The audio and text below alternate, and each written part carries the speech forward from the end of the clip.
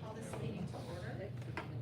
Let the minutes reflect that all are in attendance. We have Ms. Jackson, Mr. Glover, Ms. Crockett, and Mr. Holland.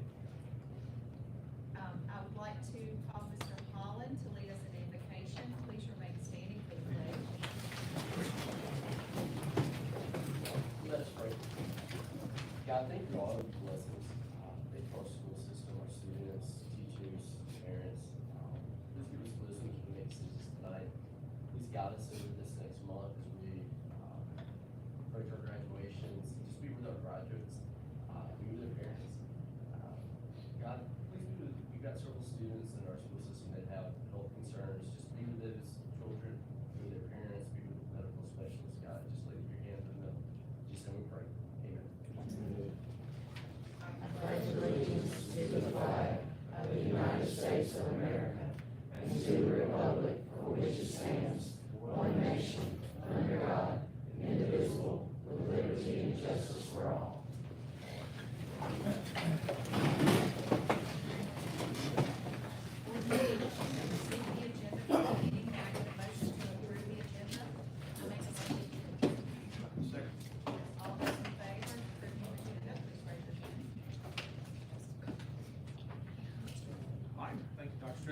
First item on our agenda tonight, at this time, I'd like to call up Mr. Neil Messick, our transportation supervisor, for a special presentation. Mr. Messick, the floor is yours.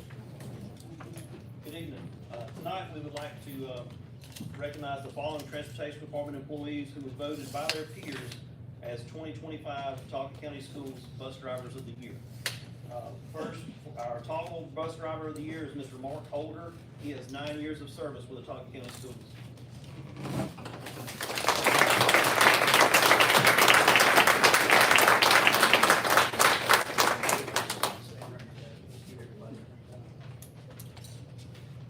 Our Billingsley Bus Driver of the Year is Miss Janet Willis with 36 years of service.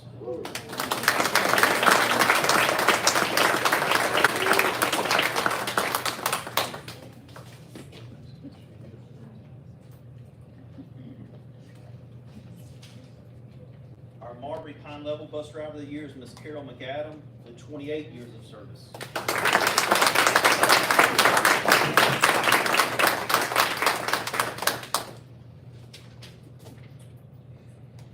Prattville Bus Drivers of the Year, we actually had a tie, so we have co-Prattville Drivers of the Year. We have Miss Debbie Causey with 25 years of service.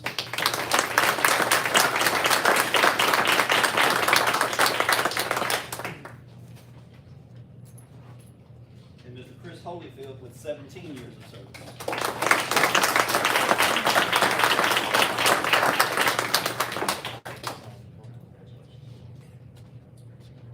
We also have a substitute bus driver of the year. It's Mr. Tommy Jacks. He served his 9 years as a sub bus driver for Talcott County Schools.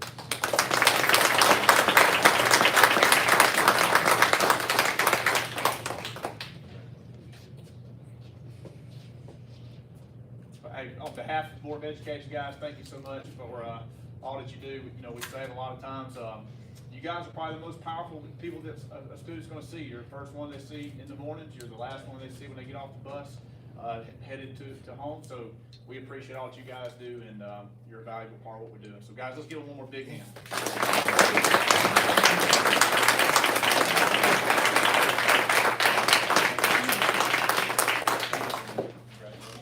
If anybody wants to give a speech, you can.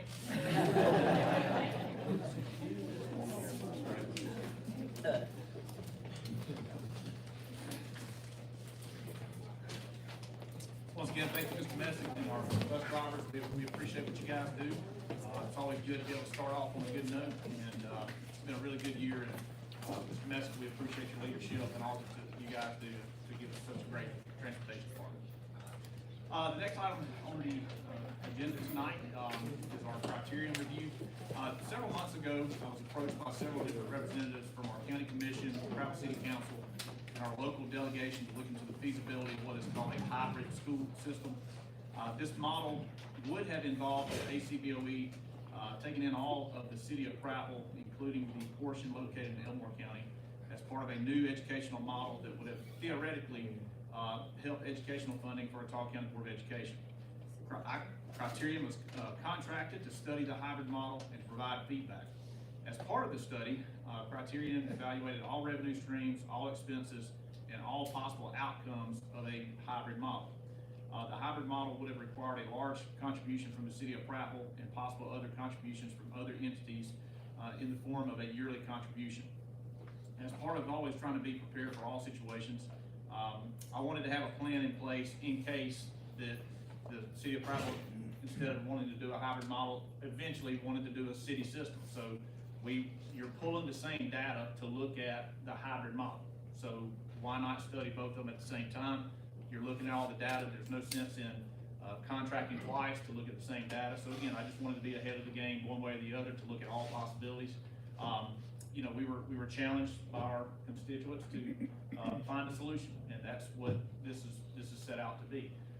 Again, I want to commend, I've said this last time, I want to commend the city of Prattville, the county commission, Elmore County Board of Education. A special thank you goes to Richard Dennis, because the conversations were a little awkward sometimes, but you know, I appreciate everybody working together. And Criterion, we appreciate you guys being a great partner with this, a neutral third party to give us the facts. So nobody wants to hear me talk tonight. I'm gonna turn it over to you guys. Thank you, Ms. Dan.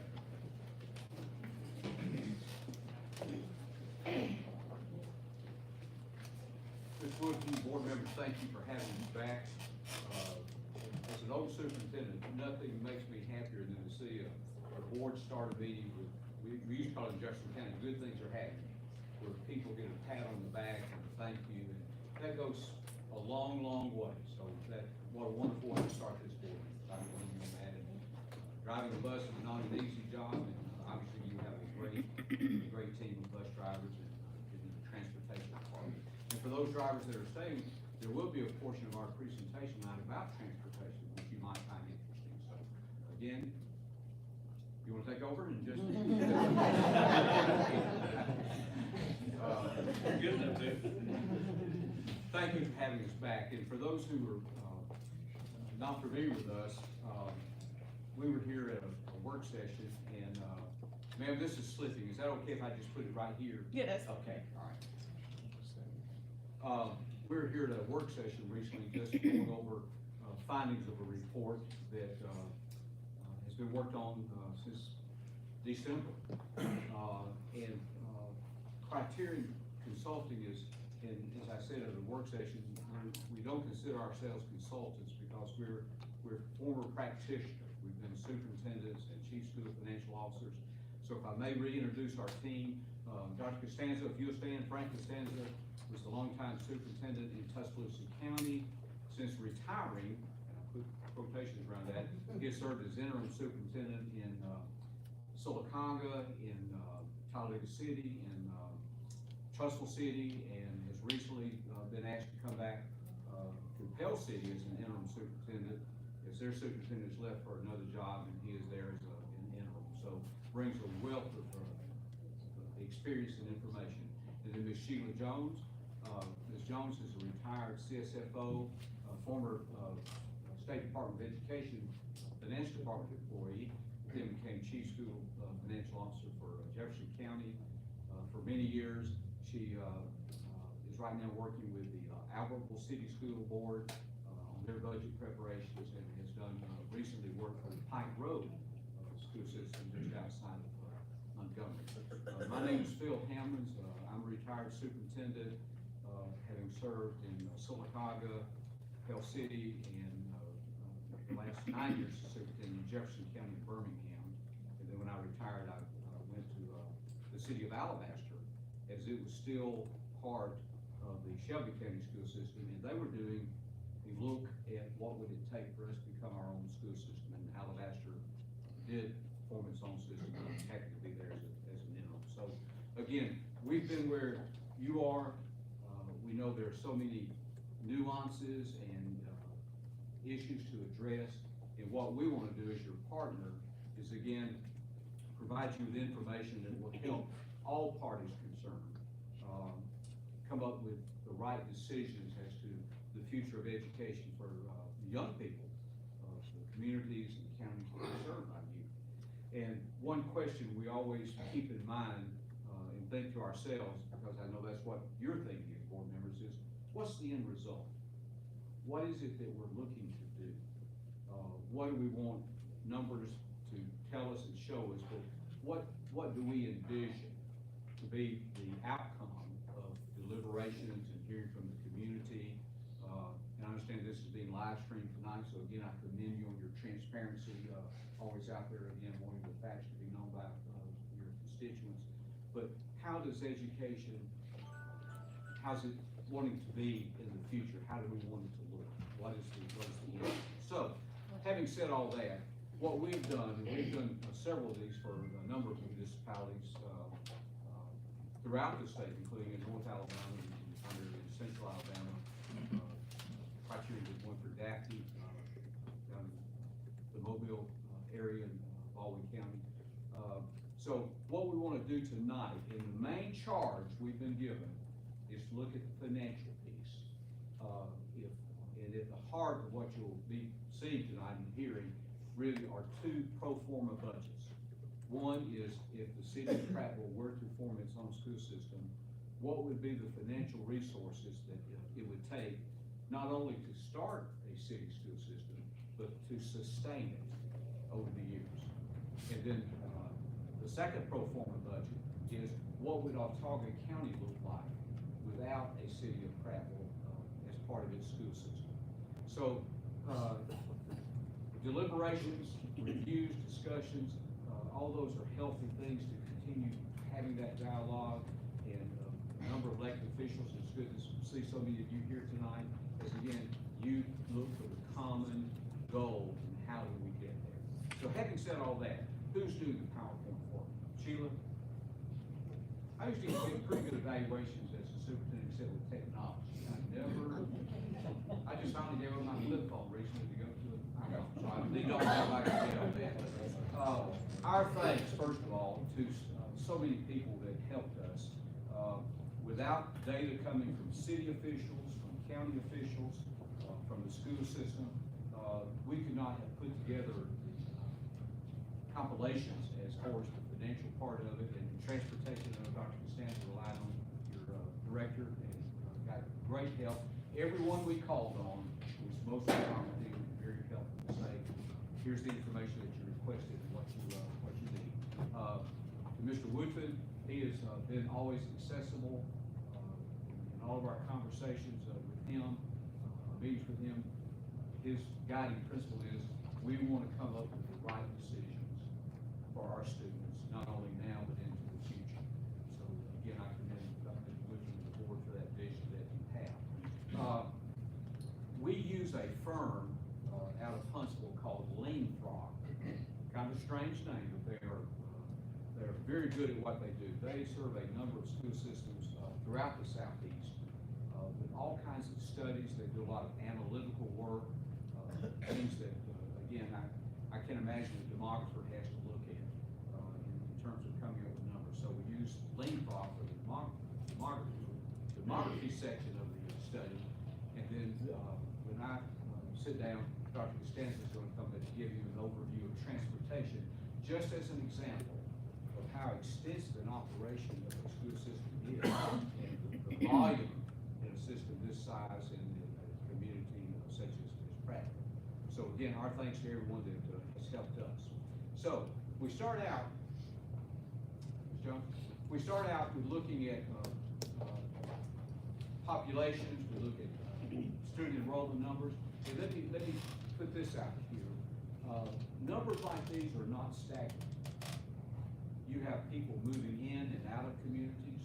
You have students that transfer in, transfer out.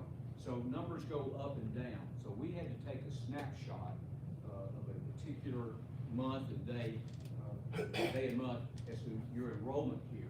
But you have experienced, I don't need to tell you, have experienced growth in the community here in Prattville primarily, but county as well. And Dr. Hillier, who has also been very helpful to us, has shared again of a number of commercial developments, hotels being planned, housing developments. For our purposes, we want to be as conservative as possible. So those are on the horizon, but they're not, you can't quantify them right now, they're not known. So when those things come about, that's going to help the picture in terms of revenues coming in. We know when families move in, they may not have school-aged children. So those are kind of X factors, kind of variables that we do not have in our computations. We've tried to identify every known revenue stream that is accessible and dedicated to education. So we show some growth. Ms. Jones? Again, within the study, and again, I believe a PDF version has been posted on the website. Things that you already know, but from the demography standpoint, just to illustrate, geographically, you're a large school district. You cover a lot of territory, but it shows where boundaries are for your different schools. As Ms. Jones will say in her part of the presentation, the majority of students are here within Pratt. So the impact that will have if they form their own school system, and again, that will be part of the pro forma budgets, but your largest population of students are here within the city of Pratt. Ms. Jones? Zip codes, again, this is probably more helpful for you than us, because with zip codes, you get to identify, again, areas that you know, and you can look at population trends. And when a demographer looks into the future, in terms of trying to look at population trends, et cetera, they're using past data, but also the algorithms that have been explained to me they do certain presumptions there. So estimates, the future are just that, just estimates. These variables like we talked with Dr. Hillier and Sherry, housing developments being planned, commercial developments coming in, those are all positive factors, but they don't fit into our equation right now because we don't know what they are. All right, Ms. Jones? We talk about live births. I don't know how many people come to Prattville and Tarver County who are retirees. I can see it as a wonderful place to retire. Golf course, all the amenities that you can imagine in a wonderful part of the state. But live births have been fairly consistent over the last few years. Sheila?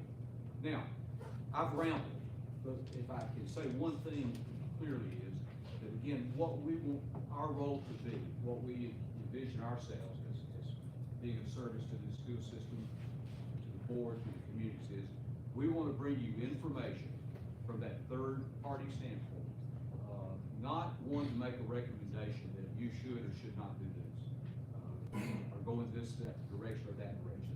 Those are local decisions that, again, people of goodwill sit down and minds that are bright and know the communities and the areas here. And a lot of you are lifelong residents of this area, through the school system here.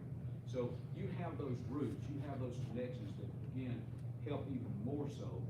When you combine data with a passion for wanting to say, here's what's best for our students, then you come up with the right solution. So this is just another step on the journey for this board, and the county, city of Prattville looking at data. Now, as an example only, we want to give you a sense of the extensiveness of the operations of this school system, and transportation is one of those. It is a very costly operation. So Dr. Costanza, if you'll come and do that, and then when Frank is through, Ms. Jones will come up, and again, the heart of the study and what you want to hear is what do the financial numbers look like? Mr. Costanza? Thank you, Dr. Hammond. Good evening, board, and Mr. Woodman, superintendent. And I know you look at me, and how many long ago, I drove a school bus too, so look at you. And another thing I'll tell you that, you may not know, is Dr. Hammond and I went to college together. So we've known each other long. So thank you again for allowing us to be here, and certainly student transportation, as we celebrate that, and the importance of it, getting students to school and home safely every day is a tremendous task.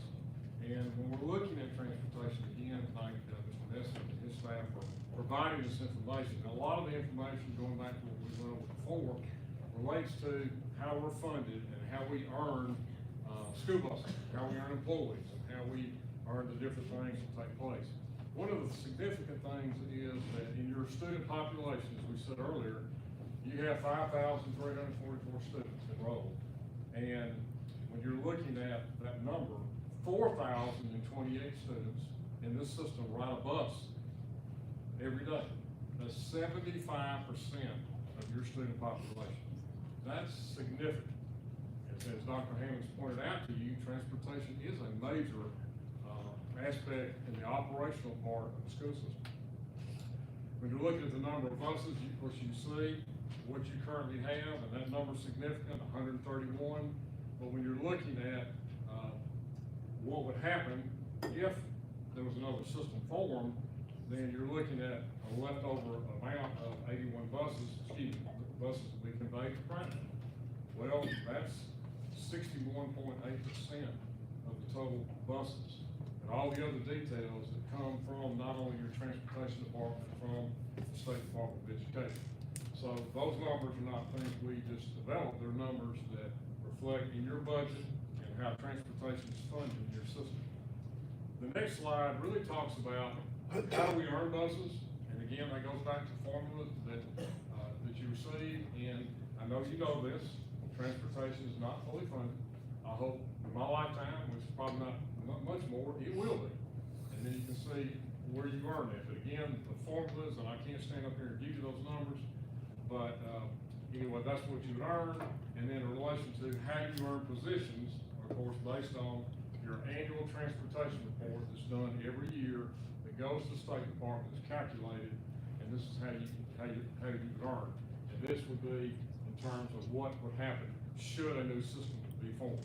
There's a lot of other information related to transportation. You know, how are you going to maintain and inspect and store your buses? You are fortunate that you have that, they would have that ability, and you have that now. Another relates to how do you communicate? You know, we travel a lot of roads in a lot of rural areas, and I came from a very large rural area myself in terms of how do we communicate in providing communication systems.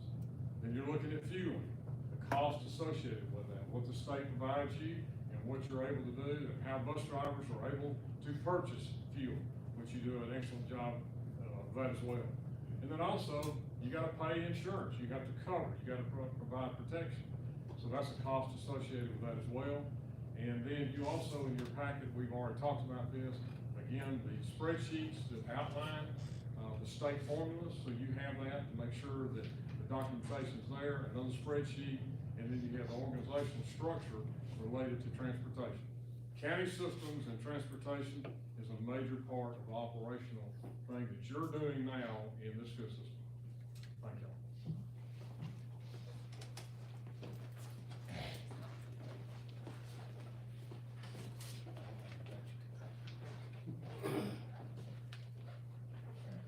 Good afternoon.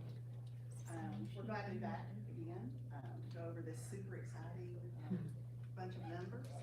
I do want to point out for people in the audience, this is a summary of a massive report. So if anybody's interested in the nitty-gritty, please refer to that report, because there is a spreadsheet just about for every number that's going to be discussed structure of what I'll talk about this evening is we're gonna talk about what would a Prattville City School System look like. We're gonna talk about the revenues that would be, generated by a Prattville City School System. We're gonna talk about the corresponding expenditures. And a big part of any new school system would be startup cost. Because when a new school system welcomes students in August, that system doesn't receive any state or federal funding until the following October. So all of those payroll costs leading up to that is a local burden before the state funding kicks in October. When I analyze the Prattville, City of Prattville's possibility of a school system, please note that is from the viewpoint of operating as it is now. So there's no additional expenditures for any building improvements, new buildings, or new facilities. It's just to maintain the status quo, which is also an important point. So when we look at enrollment, when you're talking about state funding, that is totally based on the number of students a school system has. It's something called average daily membership, ADM, where that school system reports that to the State Department, and that State Department then converts that both into earned units and dollars to pay for those earned units. The interesting part of this is if a Prattville City School System were to form, that system would be the largest system in comparison to what's left in Autauga County. So a Prattville system would assume 60% of the total students that are currently attending Autauga County. In addition to that, there is a portion, what I think is referred to locally as East Prattville, that's in the city limits of Prattville, but actually within Elmore County. We made the assumption that if Prattville were to form their own school system, those 212 students would be a part of the Prattville City ADM. So there's 212 students that would be assumed by a Prattville school system from Elmore County. That's 1.9% of Elmore County's total enrollment. So 60% of Autauga County currently and 1.9% of Elmore County. When you get those ADM numbers, you can then look at them, well, what would each individual school earn from the State Department as far as teachers, principals, assistant principals, counselors, and librarians, and that's what you have here. Once you get those number of earned units, then you can turn that into dollars with salaries and benefits, both for your certified employees and your support. And you see those different areas of state funding outlined. I've also included there at the very bottom, the required match. There's a required 10 mil match for every school system in the state of Alabama. Those are local tax dollars that have to be put in the pot in order to receive any state funding. And that is based on the value of a meal in that school district. So that dollar amount varies from system to system based on the value of a meal within those school district lines, which in this case would be the city of Prattville. So when we look at the local taxes for a potential Prattville school system, we start off with the Autauga County countywide tax. That's 4 meals. That is divvied up based on the number of students. So Prattville would receive 60% of the Autauga County countywide property taxes. And Autauga County would remain with their 40%. Then you have the Autauga County 1% countywide sales tax. There's actually 1.5%, but 0.5% is specifically dedicated for the County Board of Education and would not be eligible to split if a new Prattville system formed. So what would be split would be the 1% countywide sales tax, and again, it's split based on the number of students, 60% to a potential Prattville system, 40% stays with Autauga County. There's also an Elmore County countywide tax.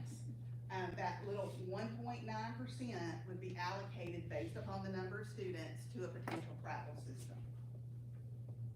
The city of Prattville itself has a 1% Prattville city tax.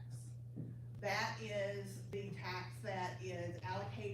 on a city council resolution that was passed in 2023. And I've got it in front of me so I can make sure I get the numbers right. Of that 1% Prattville city sales tax, 10% is retained in the Prattville general fund, okay? That leaves 90% that's divvied up equally between education, 30%, parks and rec, 30%, and public facilities and infrastructure, 30%. Of the 30% that is dedicated to education, half of that, so half of 30% goes currently to Watauga County. It's only 15% of the total. Okay? That 15% would leave Watauga County and then go to Prattville City were they to form a school system. The remainder of the 30%, just so you know, 25% of the 30, so 7.5% goes to the community college, and another 7.5% is just dedicated for miscellaneous, for the city council to allocate based on, I think, based on the way this is, read, any kind of request that's made of them. So that's how the 1% City of Prattville sales tax is divvied up. I do wanna mention, there's also an additional 1% sales tax in the area that's referred to as East Prattville. That is in Elmore County. That is an Elmore County tax. It is not a 4012-4, which is the code that it's authorized under. Therefore, it is not dedicated to a school system. That is split between Elmore County and the City of Prattville, and is not allocated to school systems legally at all. Okay, so that's why that's not on here. Then, of course, you have your district taxes. There's 6 mills of district taxes in Watauga County. That is based on the value of property in that area. So it's gonna differ based on the assessments. But you can see the Prattville district taxes that I have listed there in yellow, next to the last line. And I took the assessed value for the, property within the Prattville city limits to calculate that amount. Then, of course, you also have your 10 mil match, which is required to participate in the foundation program. That would be the local revenue that a city of Prattville would be eligible to receive. Then we look on the flip side of that at expenditures. I took as a base, the current expenditures of each of those Prattville schools that currently exist. And then, of course, added what we know a system of this size typically has as far as central office or support staff. And that's how those expenditures were developed. For comparison purposes, I have listed up at the top, both Watauga County and other city systems that would be of similar size to a potential Prattville city school system. When we look at long-term debt, that's a major consideration for any potential school system formation. That new school system assumes any debt that exists on the buildings that would go with the new city system. There are 2 streams of debt, mainly on buildings. That would be the entirety of the bond issue that was let in 2021 for the new kindergarten school. 100% of that would transition to a new Prattville system. There was also some debt issued in 2018 for some roofing. The majority of that was spent on schools within the Prattville city limits. So the majority of that would also transition over to Prattville. In addition, there's also some bus debt that the city of Prattville would assume their pro rata share of. What happens is you look at the total debt compared to the total buses for Watauga County, and Prattville would assume that same percentage of debt compared to total buses.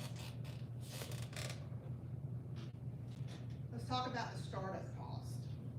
Typically, for a new school system to start is a 15-month period. A lot of planning when you start talking about starting a new school system.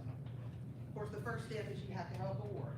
Then you have to bring on a superintendent really, really early to be part of that planning. And then, of course, you add in a CFO and a director of curriculum, and you keep adding your staff as needed well before students show up. So at the point those individuals are added, that new system is assuming the payroll costs with no funding. You get no state funding for that. So the total startup cost for a potential new Prattville system is right at 7.2 million, the majority of that being payroll related. Now, there's going to be other expenditures, that you've gotta have copy machines, you're gonna have to have, software maintenance agreements, both for your financial software and your instructional software, and all of that is included on that projected startup amount. But again, that could change if that 15-month window is narrowed. Obviously, you're gonna have to have a good, and you can't start a school system in 4 months' time, that's impossible. Does it have to be 15 months? Not necessarily, but to plan it right, probably. So total startup expenses, 8.23 minus you would receive sales tax, the city of Prattville system would start receiving sales tax. So the additional funds needed to cover just the startup cost is 7.29 million. That's a one-time hit. So when we look at our pro forma budget, you can see, and when I say pro forma budget, that's an annual budget. That's revenues less annual expenditures. So the ending fund balance you can see is in the red down at the bottom by $5.4 million. That's a recurring annual need, okay? That's something you're gonna have every year. In addition, the State Department requires a 1-month operating reserve with every school system. For a new Prattville system, that would be 4.6 million. That's a one-time hit. You just have to get to that level and maintain it. It's not something that you have to come up with every year. So when we look, ending fund balance 5.4 million, that's a year-over-year shortfall. State required 1-month operating balance, 4.6 million. So just to cover those two, here's a funding option. If you added 8.35 additional meals, you would cover your annual need for your operating deficit. Then if the city came up with additional appropriations to cover the need to get to that 1-month operating reserve, that's 10.4 million needed. We've not even touched startup cost yet. So if we add that amount in, a total additional funds needed is 17 million. That's not recurring, because remember, your startup cost is a one-time hit, and once you get to your 1-month operating reserve, that's a 1-month hit, 1 year hit, one-time hit. Just out of curiosity's sake, I just looked at every city system statewide just to see what their millage was. And the average millage for city systems in the state of Alabama there at the bottom is 21.9 mils.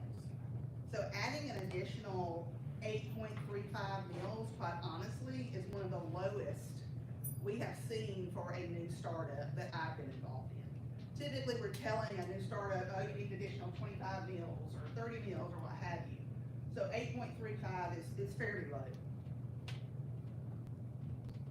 So now let's transition to what would Autauga County look like if there was a separation. So again, we've already talked about, well, Autauga County would only be left with 40% of the students they currently have. I do want to point out, for the purposes of this study, we included Autaugaville because we did not want to kind of muddy the lines between this impact and closing that school. So when we talk about dollars and the ending impact, you can factor in any cost savings that you guys already know about the closure of Autaugaville and net that out with any deficit.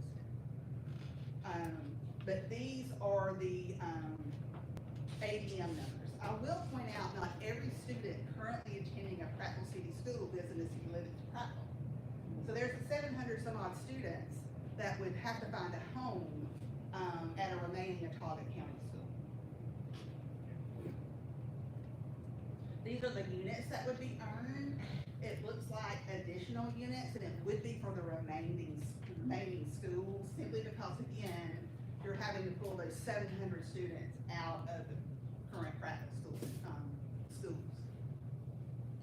We have the state funds for Autauga County post-separation, and our local taxes. Again, we've got our 4 mil countywide, 40% remains with Autauga County. We have the 0.5% that we discussed before, that's authorized under 45-1-243, that specifically is dedicated for a county school system, so stays with Watauga County. The 1% county sales tax, it's divvied up based on students, again, 40% Watauga County. And of course, your district taxes as well, and the value of your 10 mil match is also included. Then when we look at revenue loss, we can see that's pretty substantial. I mean, if you're losing 60% of your student body, the total amount of revenues you're gonna lose, it's gonna be substantial. But along with those revenues are also corresponding expenditures. And so we look here, and the main thing I wanna point out, when we look at administrative costs, you can see that's 8% of your total expenditures, which is really, really high. The reason for that is I did not right size, your central office. I didn't think that would be something that I would need to do. I just want to note that obviously, if you're losing 60% of your student body, your overhead cost will have to be reduced down. And some of that's going to occur intuitively, because you pay a lot of your instructional software, maintenance based on the number of students. So that would just automatically go down. As well as your financial software, because you wouldn't have as many users, if Prattville City were to form. So this is the pro forma budget for Watauga County post-separation, and you can see there is a deficit, operating deficit, that would be an annual occurring amount of $1.2 million, which is easily covered by the reduction of overhead. So Watauga County could easily cover that shortage by reducing overhead costs. I did also want to point out, we left the vocational center assigned to Watauga County. Typically, if there's a countywide facility that serves all students in a county, even in a separation, even if that building's within the city limits, typically that stays with the county system. It is a consideration, however, if you're losing 60% of your population, can you afford to maintain a standalone technical center? So that's something that would have to be decided as well. Real quick, Ms. Jones, before we get into questions, I know in the work session, we talked quite a bit about the hybrid model. You know, I kind of pointed that here, we did get it there. You know, about halfway through you guys pulling data, you know, you guys called and said, hey, hybrid's probably not gonna happen. Can, just for the sake of this, it sounded like a lot about city-county split. I wanna be clear, I'm not advocating for that, but how we got to there is because we realized we can't do the hybrid model. We were already pulling all this data anyway. So can you just kind of hit, like you mentioned the 1 cent sales tax in Elmore. Can you just hit some of the issues we ran into with the hybrid to make it come off the table? And I'm gonna let Dr. Herons address that, because he's the one that did the research on that. Right. I just think that's important to make sure we clarify that before all moving forward. Again, our charge was originally looking at that hybrid model, and then we found there were restrictions on funding sources, and that, we talked with Mr. Wolf and said that really is not a possibility at all. And when you talk about hybrid schools, we did some research that took us down a dead-end path as far as this study is concerned. But in many instances, when you talk about hybrid schools, it's more about the delivery of instruction. We've reached out to an attorney in Georgia, who has worked with the Georgia School Boards Association. We reached out to Kennesaw State University, that has a center for hybrid schools. It's more about how you use buildings and online learning. A lot of that came about in COVID, when school systems had to get creative with how we deliver instruction. So we're looking at that model from an instructional standpoint, and then we had to circle back, realizing again, we're talking about really financially, can a hybrid system of the East Prattville and Watauga County, can that be formed into a system? And financially, it just was not a possibility. Because a large percentage of the money, the Elmore County Commission is not obligated to give to the Board of Education. They voluntarily, the Elmore County Commission voluntarily gives the money to the Elmore County Board of Education, and obviously if it's Watauga County Board of Education, we're probably not gonna get a check from the Elmore County Board of And we tried to look at what dollars are legally obligated to a school system. And our approach has been very conservative. Again, with growth that may be projected with housing starts or commercial development, those factors will be of benefit, obviously, but from our study, we don't know when those may kick in. But it does show again, that you have some identified revenue streams that are there. And I think Ms. Jones made the point, look at the Prattville pro forma budget. This is really status quo. This is as you are right now, in terms of extra instructional, locally funded teacher units, building improvements, whatever, athletic facilities, paraprofessionals, extra things, increasing your salary schedule. Those are things that are add-ons to what we're presented tonight. But I think the bottom line from our analysis is you have Prattville, if you were to go in your own direction, you do have a deficit. As Ms. Jones mentioned, it's one of the shorter numbers of millage needed from the studies that we've done. Watauga County, you would have some decisions to make about how you use your facilities, where you go from there. But to summarize before we entertain, I would think most of your questions will be financial related, so that's why I asked Ms. Jones to sit here. You really have not to editorialize, but you have really a wonderful opportunity that you've stepped up to the plate. You said, we know we've got to look at situations, we've got to look into the future. We don't know what those answers may be. As you discuss, as you sit down and look at all kind of probabilities, look at a blank slate. And if we envision the best of what we want for the whole county, for the city of Prattville, for every child that comes through the doors of the Watauga County School, if you envision what those things are that you want, then you've got the chance to really identify what's the roadmap we want to take. What strategically can we do to make this happen? So finances drive everything, and that's why the heart of the study centered around that. And we hope that we have served you well. Again, we're not going away. If you need us, you let us know, and if there's something we need to double check, triple check, we'll do that. So, Mr. Wolfen, having said that, we'll open up for any questions. I have a question. So this is just status quo, everything remaining the same, and it's clear that we need more than status quo. And if we go city or state exactly the same, we need another funding stream. What are other districts looking at, or what other districts are using for funding streams? Because it's clear our voters have told us that we're not going to get an ad valorem increase, so we're gonna have to start looking at other ways. Ms. Jones, you want to address that, and then I'll Sure. back at you. Of course, the two main sources of a funding stream for a school system would be either a property tax increase. The second option is sales tax. So really, those are your two options, as far as funding is concerned. I think we discussed last time with an Athens City, we noticed, they only have 10 mills. How are they just built buildings? Well, Athens City has a 3% dedicated tax for education. So that's how they made that happen. But When you say 3%, what's that dollar figure? I mean, what does that look like? yeah, I'd have to look that up. I'm not sure, how much that equates in an Athens. I can certainly find that information. 3 pennies on Is the that dollar. 3 pennies on the, Yes. is that what that is, 3 Yes. pennies on the Yes, dollar? correct. But total wise, I don't know, quite honestly. So But in it's our, just- in our language, it's 10% sales tax, you're saying three of those go to. Right, right. Cause keep in mind, what you guys currently have is 1.5 Right. total. So half of what an Athens City currently has. As well as the allocation you get from the city of Prattville, which is only 15% of that 1% city sales tax collected within the city of Prattville. So that could always increase and that could. Correct. Several things could happen. We talked about, potential, new motels.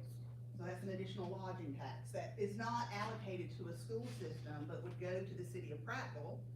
If that were to happen, perhaps, that would free up some of the 1% sales tax that maybe now you guys get more than 15%.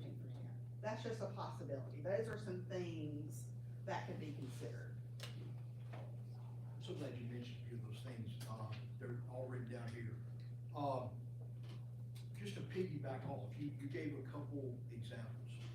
Let me ask this question, then I have some follow-up, depending on your answer.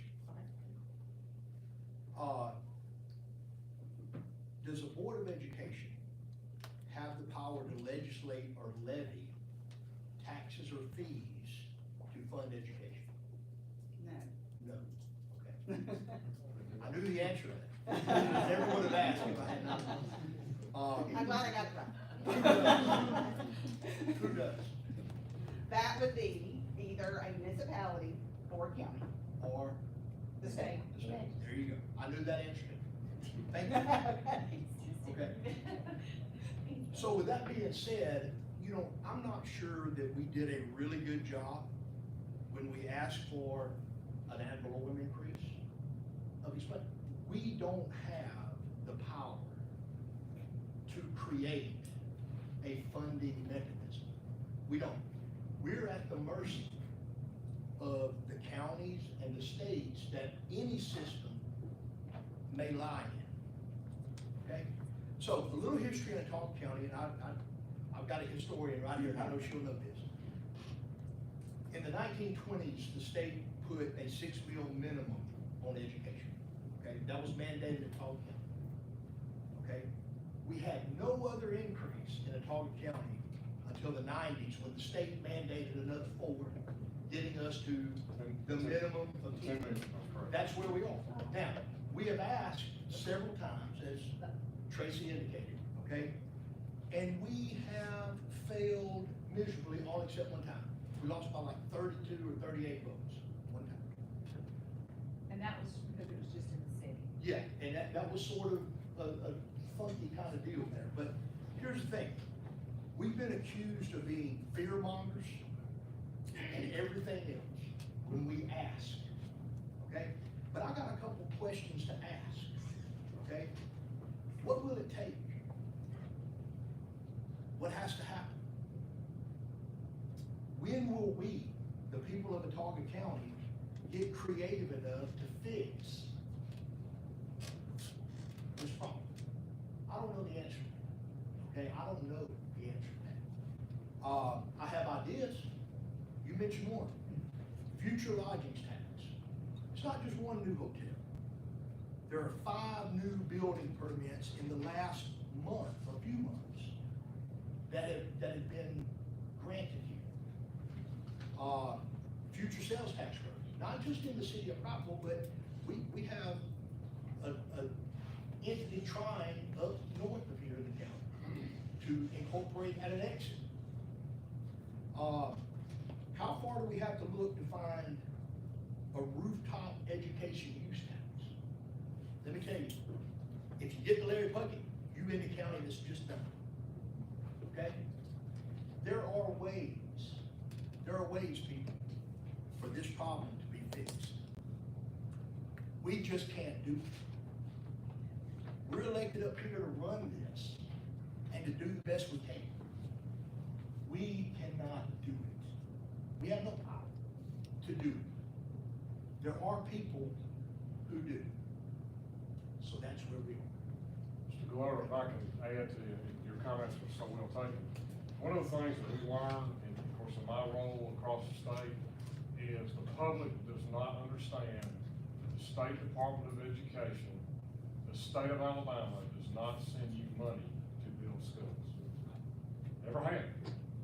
And the only way you do it is you have a bond issue or whatever, all your ESSER funds are gone, all the things that you've done, but that's what they don't understand. So when they look at that dollar number, and they see it, it's like, well, they got plenty of money. And the reason I'm saying that, I've gone through 3 property tax referendums, and they all failed. But the point of it is maybe like you said, we didn't explain it, but at the end of the day, is nobody understood that we don't get money. You don't get money to build a school. So when you grow, and you put pressure on your building, your facilities, but you're expected to maintain them, you're expected to add on, well, what do? You go borrow the money. And you guys have no borrowing capacity because you only have 10 meals. That's, you have the bare minimum required to participate in the foundation program. So you have 0 borrowing capacity right now. You know, I look so forward to being elected to this seat and doing something to fix something, okay? Dave, I just want you to know, there is no fixing. We have no money to fix it with, okay? We have none.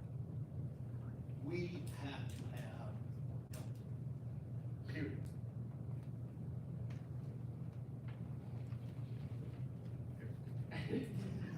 Hey, just a question in general, and I know you guys travel all around. Other than Montgomery, is there any other cities the size of Prattville that have not broken away and formed their own school system? Oh, gosh, quite a few. I mean, if you look at Baldwin County, you have, of course, you know, the ones that have Orange Beach, Gulf Shores, you know, Consideration with Daphne, Fairhope, you know, discussions. And then you look at other areas around, they haven't separated, but they have looked at it carefully. And the economic times we're in right now is a little bit difficult because of the way the funding mechanism works, because the foundation program requires, it was established to force local communities and counties and cities to come up with additional revenue that you don't get from the state, because the state doesn't fully fund public education. It has never done that. But the others would. Daphne was mentioned, again, criteria that is stayed for them, and they elected to stay Right. with the county. The city of Moody, we recently did. Rainsville, the city of Northport, where I'm from. Yes. Again, all financially It's, driven. when they're looking at, when the cities were looking at breaking away from their own school system, is it more about control? Is it more that they feel like they can build enthusiasm or momentum for buildings, or what do you see of the reasons causing in positives and negatives? One statement I've heard from systems that say, or cities that say we need our own school system, when you look at academics, when you look at test data, more than one person I've heard say, if you look at the top X percentage of school systems where they rank academically with test scores, et cetera, and we know there are other barometers to gauge success, but if you look at test data, at the top, oftentimes, usually would be a city school system. So what are those kinds of things that we can tailor for our community, present instructional wise? But there again, that goes back to finances. All those, and they're not add-ons, because they should be fundamentally part of what we do, but when you look at extra teacher units, when you look at offering additional AP courses or career tech courses, our facilities are increasing your salary schedule, being more competitive, those take dollars behind them. So oftentimes it's related to academics. Frank, am I saying that correctly? Yeah, I think the other thing is, when you look at systems that do that, they have large numbers of locally funded teacher units. They expand opportunities for students because they have the local revenue to be able to do that. And so that's a driving force, if you can do that, to grow your system, to provide those things that unfortunately others are not able to do that. When they decide not to break away, is it just the initial cost, or do they feel like they're getting adequate where they are? What are the reasons? I think economics primarily drive.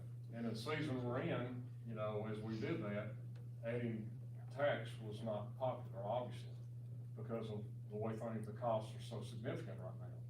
So the season is not good for that, and that hurts in a lot of ways. People are strapped, they're struggling. And again, you know, in our situation, we grew 300-400 students every year in Tuscaloosa County, and the only way we could survive was the county commission gave us a penny tax that could only be used for construction, because we had more portable classrooms than the other system in the state of Alabama. And so we had to get rid of those, and the only way we could do that was through that dedicated penny. That was the only way to do it. And looking for revenue streams that are beyond what we have right now. This is not the only school system or board grappling with that issue of how do we provide what we know we want our children to have, that will grow our county, that will grow our student enrollment, that will, again, add even more homes coming in and more commercial development. We want to do that, but how do we go about that's the $1 billion question. How do we find that strength? Yes, sir. Let me ask you this, have you guys ever, let's take Alabaster, for instance. I'm sure y'all are familiar with that.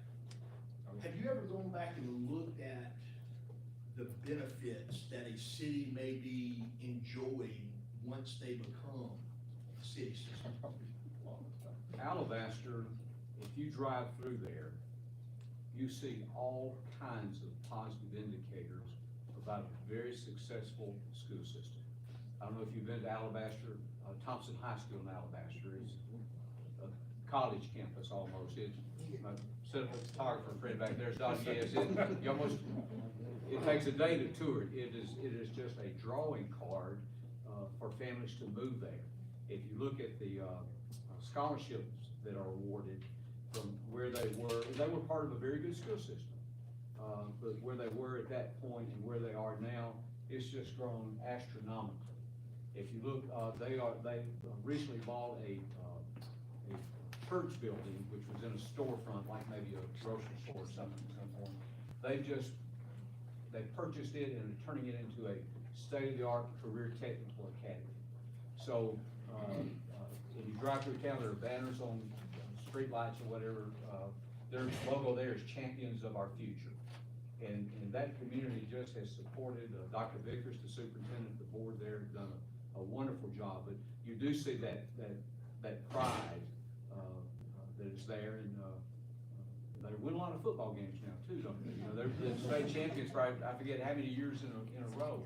But there is that pride that's one example that I firsthand know about. And how many meals does, I got that. 30. And they also increased the sales tax there early on when they started thinking about school systems. Oh. Any other questions? Ms. Jones, I was trying to put it in dollar terms for me to understand and everybody else. So the 15% of the 1% that comes from the city of Trapple. And we have about 5,100 students, so it's about $700,000. That comes out to be about $151 per student that the city of Trapple pays for. That's correct. Okay, so that's like, It's very, when you look at the overall picture, it's very what in an accounting world we would say would be immaterial. Because it's very small compared to your other property taxes, your district taxes, and your other source of sales tax. sometimes it's just in here, 15% of the 1% of the whatever, but, okay. Thank you. He's trying to find Alabaster Village. It's 30 mils. It is very Any other questions? Any other questions for? Mr. Whitman? Let me just say again, if I may, Mr. Woodward, thank you again. We are a phone call away if there's a question about any numbers. As Ms. Jones pointed out, and to those who take the opportunity to read through it, there are 1,001 spreadsheets that show how these numbers were done. The whole study is important, but if you look at anything, look at the two pro forma budgets. And again, you are to be commended for grappling and saying we've got some challenges, but doggone it, we can find a way collectively to find out what those solutions are. So you're to be commended for that. And again, it's a pleasure driving down to Collier County and being here. A beautiful part of the state. I can see why families want to move and be a part of the area. So on behalf of Dr. Costanza, Ms. Jones, and I, thank you. We appreciate the service. We appreciate you guys. Mr. Whitman, will this be, I noticed it wasn't public yet. It'll be tomorrow on the website. One thing I want to add, thank you again, guys. Mr. Glover, I appreciate what you said, but I do want to kind of add one thing there. You know, in the work session, we talked a lot about what problems do we have to fix, and, you know, I want to make sure our teachers and everybody in this room, and I know, board, everybody knows, I feel like we have been able to solve a lot of problems that have popped up over the last couple of years. And just to hit a couple things, but I'm gonna get somewhere with this. You know, at the last board meeting, we came across, we approved what's called a sweep account. We're trying to generate additional money with the money that we have. And I promise you I'm getting somewhere in all of this, but we have enough money where we can start solving some problems, but we don't have enough money to go get a bond to do massive construction. That's basically what it boils down to. This sweep account, we found it, again, I know we said all this last board meeting, but huge shout out to Corey Clemens, the superintendent of Chilton County. You know, I saw the bonuses they were able to give their employees. They're about like us. I started doing some research, you know, and he helped us do some of that. And what we hope to do out of that, again, hope, I'm not saying this is gonna occur, but we basically invested the money a little differently, and we're hoping to generate about $2 million off the money that we're traditionally only generating $200,000 off of. And we hope to be able to use some of that money in, we'll know more, August, September, October. We'll know more, does that money translate to possible a bonus program for employees? Or there's a lot of different ways you can use that money because it's not technically in the budget at the moment. So we're trying to solve the problems that we have. One of the biggest things I've been hit with in the public is, you know, and this is why I said, Mr. Glover earlier, you know, you're right. You know, I still hear the same things. Well, y'all are doing a lot that you said you couldn't do unless the tax passed. No, I view it as I'm not gonna say a positive, but it's a good thing anytime you put it to the people and they tell you which way you gotta go. And we were challenged to be creative and find other ways. The sweep account is an example of, yes, at that time when we were asking for a tax increase, it was one of the things I was saying is we better find out a way to take care of our employees because we're losing too many employees. That's still the case. But we've been able to find other solutions that were not available to us when we were asking for a tax initiative. So that's the key. We gotta keep looking at stuff, you know, just so that people know as well. Because of some things we've done internally, and again, Ms. Poe doing a great job, or Ms. Wallace, excuse me, keeping me straight on financial stuff.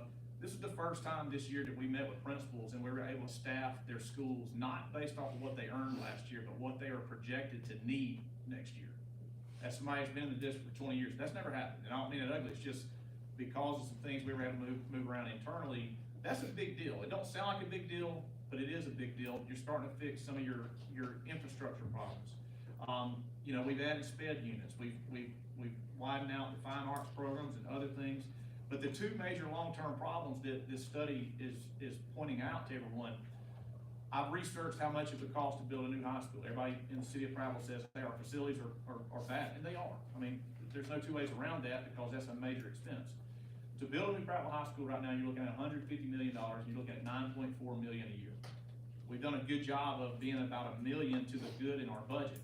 So if we were gonna, that's why Ms. Jones said we're tapped out, you know, in terms of bond markets. Now, are there other possibilities for construction? Yes, there's funding lease agreements, or not lease agreements, there's funding agreements, there's the other options that are outside our control. And I am, look, for the record, I'm not advocating for a tax increase. I've tried that, we're not gonna do it anymore. But what I am saying is we have fixed a lot of what we have walked into. And I don't mean it ugly, like everybody before us fought the same issues we're fighting. We were lucky that we got some COVID money and we were able to shift some things around. We had some advantages. That's not gonna change.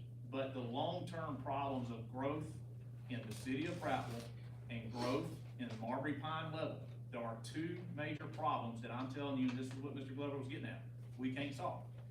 I cannot solve the facility issues in the city of Prattville. It's not possible. The money is not, we can do it in 3 years. In 3 years, 4 years, 3 years, we'll pay off several of our bonds and then we can look at it. Can you survive long enough to make it that long? I don't know. In the Marbury Pine level area, I've done several community events out there and I get asked repeatedly, what are you gonna do if these 200, 300, 400 houses go in? My answer is, we're going to redraw the lines and you're gonna have some Marbury families come to Prattville because the facilities hold more in Prattville and we've had a decline in enrollment in Prattville. That's not what I'm gonna do. That's just the answer that I can give you right now because, like Ms. Jones just told you, we are tapped out in our borrowing ability until we pay down some of these other bonds. So, you know, it's not gonna change what we're doing. We're gonna keep trying to work for what we gotta work for. But I wanna reassure everybody in here, this is not us, hey, we can't, you know, we quit. That's not it. I'm not gonna quit. I mean, nobody's gonna quit. But I'm not gonna sit here and just go, well, it can't be done and quit trying because our people deserve more, our students deserve more. So I appreciate Criterion. I appreciate everybody that's worked together on this study. Again, I want to finish this up with saying tremendous cooperation from City of Prattville, County Commission, Elmore, again, Elmore County Board of Education. It was really, really good, and I promise you I won't call y'all anymore Criterion to come down and do any more presentations. Great job. Call anytime you need. But I just wanna make the promise to everybody this, I don't really care what the results of all this is, that's not gonna change how we pursue what we're trying to do. I do care obviously of solving the problem. I'm not gonna stop trying to solve the problem because we get a roadblock, that's what I meant by that. We're not gonna stop pursuing answers for our people because they deserve more, our kids deserve more. What is that answer? That's a great question, but we're gonna keep finding it, kinda like the student council. We're gonna find something that is unconventional to solve it, because, guys, if public education falls apart in this county, everybody's gonna feel the effect of it, us, everybody. So, that's all I've got on that. Again, great job, Criterion, we appreciate everybody's, help on that. And, are there any further questions on this part of the agenda? All right, before recommendation for approval of consent agenda, I'd like to get some information on a few of the items. Item number 3 contains a list of items that are no longer in working condition and need to be disposed. Item number 4 is a list of field trips, athletic trips for the month. Item number 5 contains supplemental pay requests related to summer school, summer learning, summer maintenance, homebound services, CMP summer feeding, and other services to be provided. Item number 6 requests approval for Latham Associate Architect to perform general services as needed on an hourly rate basis for miscellaneous architectural services, roofing and interior design as is directed. The cost will be based upon the compensation schedule that's in your packets, listed in the agreement dependent upon what types of services required. The agreement will allow the board to have immediate access to an architect on standby to assist with projects. Funds to cover this agreement will vary in accordance with the specific source of funds covering each project. Item number 7, request approval from the 25-26 Code of Conduct. A draft can be found on your packet. As discussed at the last meeting, we made adjustments with items such as dress code and discipline. I will, caution the board now, yes, we're hopefully approving this tonight, but as everybody's seen, there's a new law that's going to impact what we're doing with the cell phones. I have not received proper guidance yet from SSA on what that looks like, so we will probably have to revisit the code of conduct on that.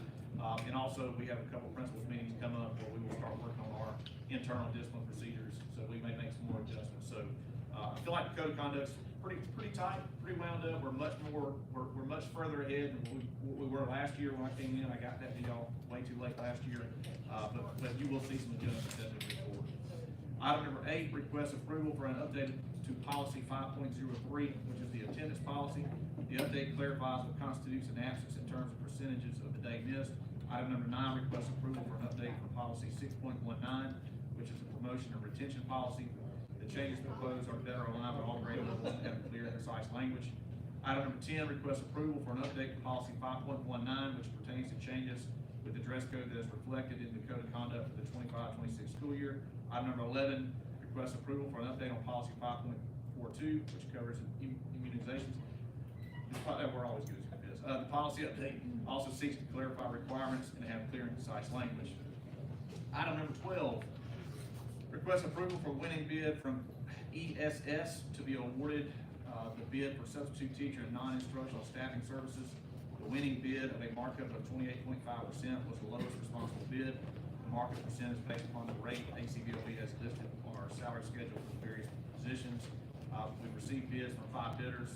2 were disqualified due to not providing the appropriate information. Our current vendor, Kelly Services, did not meet the lowest dollar thresholds, therefore ESS is the recommendation. Item number 13, request approval to accept the bid for summer feeding supplemental grocery items from several different companies. Item number 14, request approval for the purchase of instructional supplies for the fine arts programs for secondary schools. A total of $161,567.82 will be spent for music equipment and supplies from Arts Music Shop. I will pause there. Several of our band directors have reached out over the last 2 years I've been here and said, hey, we have issues, we have needs. I sent out an email multiple times to all band directors. Hey, tell us what you need. This amount is, for the most part, what we could do to meet their request. So feel very good here. You will see some discrepancy in amounts awarded to each school. The amounts was literally what each school requested. So, I followed that up numerous times. Is this all you need? Is this all you need? So that's why you'll see some differences there. We also seek approval for the purchase of supplies for athletic materials related to health and safety regulations. That totals $144,751.44. It will be spent with BSN and Rydell. Same thing there, Mr. Barrington has walked into some issues with equipment. We put out the same thing, I just told you, band directors, and this was the result of it. Advanced technology funds will be used to cover these costs. Item number 15, request approval for e-learning days for the 25-26 school year. The ACS Student Assessment and Accountability Department is requesting the designation of e-learning days on the following dates to accommodate mandatory state and national assessments. Before I get to those dates, this is something we've done for the last several years. October 15th, 2025 for grades 9 and 11, March 10th, 2026 for grades 9, 10, and 12, February 11th, 2026 for Daniel Pratt Elementary students. Virtual days are more effective because the campus is essentially shut down for standardized testing. You've all been in schools, you know what I mean by that. When you're testing at large scales like that, the students literally sit in a lunchroom if they're not testing for 8 hours. So the virtual days have really helped us on that. Item number 16 contains a memo that outlines the rationale for dissolving the current ELL specialist position and replacing it with a certified ELL teacher position to better serve our English learner population. Item number 17 is a memo of understanding between the Talk County Board of Education and the Talk County Sheriff's Department on establishing an SRO liaison deputy to serve between the two entities. Specifically related to item number 17, this is not an additional cost. This is the SRO that was employed at Toggville School. One of the issues we've ran into in our county schools is when an SRO has to miss work for some reason, obviously they'll be uncovered that day. So with this position, we're already paying for that position. That person will be based out of Toggville for foreseeable future. Then when somebody's out, he can rotate in. He can also be the liaison on all the paperwork that we deal with between them. So Sheriff Harold had that idea. I concur with it. I think that's a good use of that position. So I know that's a lot. Are there any questions with the consent agenda as presented? All right, with no questions, I recommend approval of the consent agenda as presented. Board members, you've heard the superintendent's recommendation, may I get a motion to approve? Any discussion? Okay, all of those in favor, please raise your right hand. All right, at this time, I recommend approval of the personnel report as presented. Board members, you've heard the superintendent's recommendation, may I get a motion to approve the personnel report as presented? I make a motion to approve. Second? I second. Okay, all in favor? Any comments or questions? All right, at this time, I would like to ask Ms. Wallace to come forward and provide us with the April banking and financial statement. I still have to look around for that one. Like, he's not good. I'm trying my best, I promise.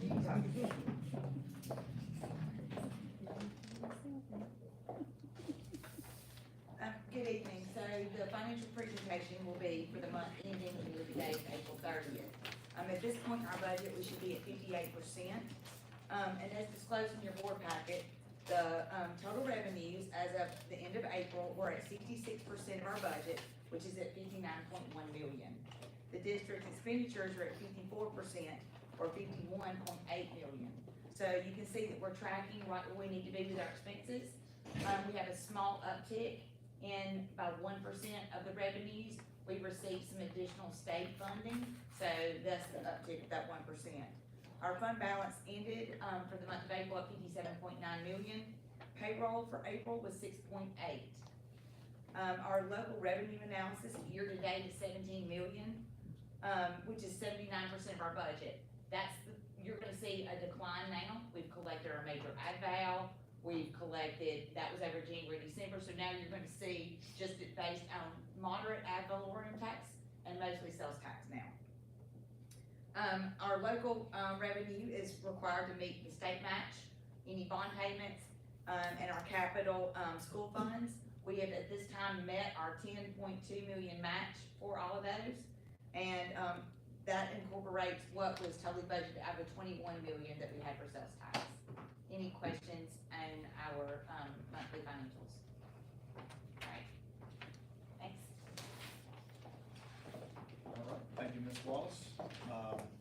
This time I recommend approval of the March bank and financial statement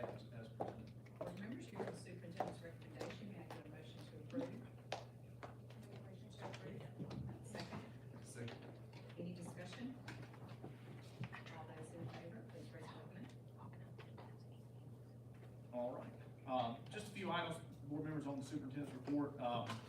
One thing, that we've been working on, I gotta give Ms. McNair a lot of credit on this one.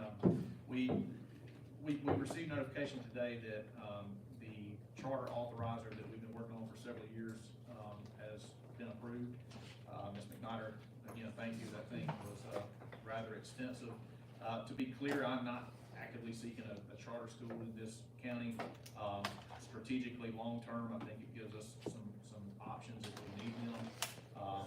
You know, again, everybody knows by this time, Mr. Dennis and I are pushing for changes to that law.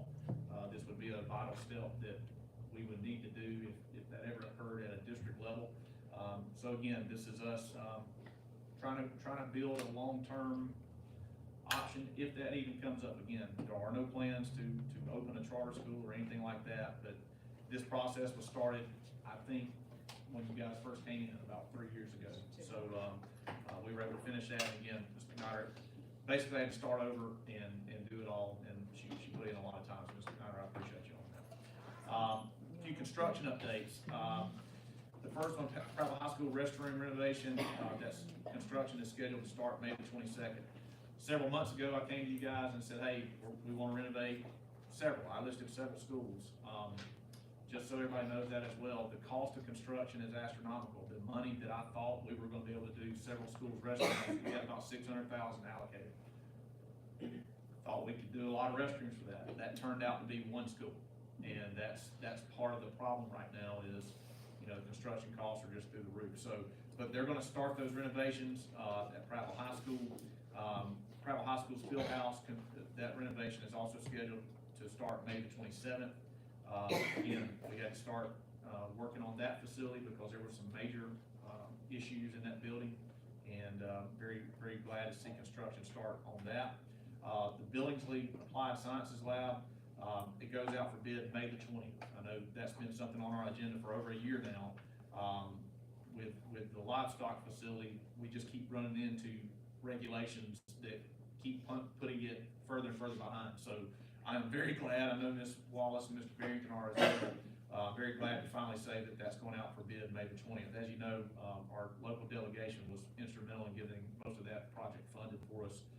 Really excited for the kids at Billingsley for that. Our gym floor resurfacing is in progress. We have completed Marbury Middle, Prattville Junior High, and the old kindergarten. We did the old kindergarten again to have more options for our teams and bands to be able to use that facility. Actually looks really good over there. Prattville High School is next, followed by Billingsley and Marbury High School. Again, just a quick clarification on that. A lot of our gym floors, we don't really have a record on when they have been taken down to the original grain. You were supposed to do that every 10 years. It's actually a pretty important thing to do. So we're getting all of our facilities to a normal starting point so that we can maintain them a little better. We will begin repairing the gym ceilings at Prattville Elementary, Prattville Intermediate, and Marbury Middle beginning June the 2nd. That will take down all the insulation that for many years has been the subject of, rightfully so, lots of criticism, and rightfully so. I've received many phone calls about it, and you know, anyway, it's legitimate. So, all those projects will start June the 2nd. I'm really looking forward to those gyms getting much better facelift on that. I'm hoping to bring you some more projects that we're going to use, again, some additional bond monies that we need to use.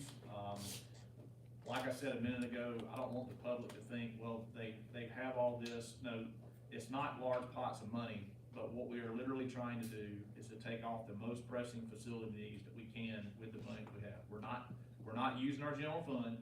We're not using, you know, other funds. We're literally using what the state and what Ms. Wallace is able to find for us. So a lot of these projects, I'm really good. I'm really glad to see they're being done. Stay tuned. Some of these things that are long standing, I'm gonna be excited to bring you in a couple weeks. We have a State of the Schools live stream presentation that we'll do May the 15th at 12 p.m. It'll be live streamed on our ACBOE YouTube page. You know, I don't script the questions. Sometimes I struggle with that, but I believe in trying to answer as many questions that come up as possible. So We're gonna do that. Last year, we went to all the communities. The one that got the most feedback that people liked was the live stream where people could watch it on their lunch break. So we're gonna do that again. It's scheduled to be again Thursday, from 12 to 1:30.